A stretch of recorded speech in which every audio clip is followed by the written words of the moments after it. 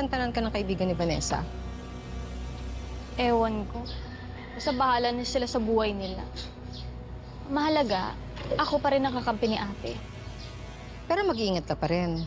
Mamaya kung anong madiskubre nila sa'yo. Na ano? Na ako ang pumatay kay nanay? Na hinayaan ko siyang masunog sa apoy? Oo. 2 tao lang naman ang nakakaalam na totoong nangyari kay nanay. Ako at si nanay. Paano naman makakapagsalita ang taong abo na?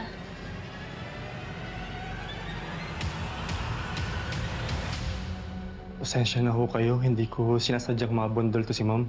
Handa ko naman po sagutin lahat ng gastusin tsaka kailangan niya dito. Bali, ito po yung cellphone number ko. Tawagan niyo na lang po ako kapag may kailangan kayo. Sige po, salamat. Mauna na po ako.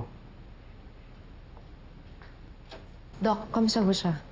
Minor concussion lang ang natamo niya, pero hinihintay pa namin ang result ng x-ray to check kung may iba pang na-damage. Sige, I'll go ahead. Thank you po.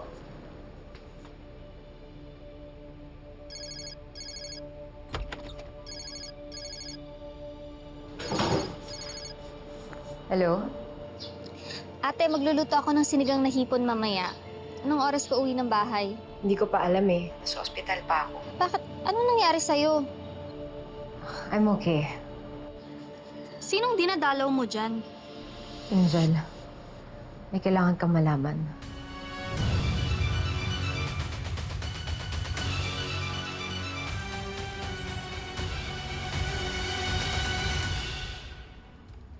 Ilapit mo yung bibig mo dito sa butas para matanggal ko yung busan mo.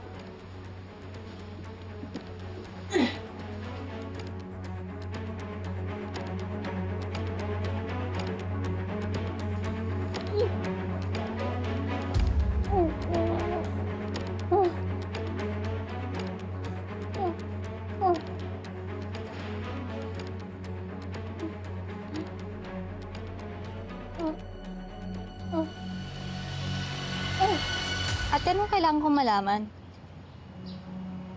Ate, kinakabahan ako Ano sasabihin mo sa akin?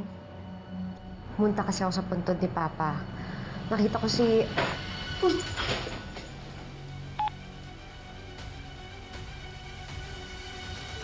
Hello? Hello, ate? Ano nangyari? Naputol eh. Bakit naputol? Sino na kasama natin sa ospital? You have dialed is either unattended or out of coverage area. Please try your call later. Mali, akin na ho yan. Vanessa, sandali. Maawa ka sa akin. Huwag mong sasabihin sa kapatid mo na buhay ako. Ha? Huwag mong sasabihin kay Angel na buhay ako. Bakit ho ayaw niyo makita yung... Mangako ka muna! Mangako ka muna sa akin. Wala ka sasabihin sa kanya. Mangako ka!